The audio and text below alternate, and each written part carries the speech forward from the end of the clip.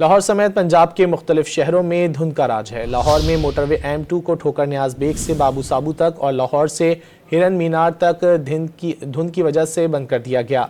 तर्जुमान motorway police के मुताबिक motorway M3 समंदरी से दरखानत तक धुंध की वजह से बंद कर दी गई है।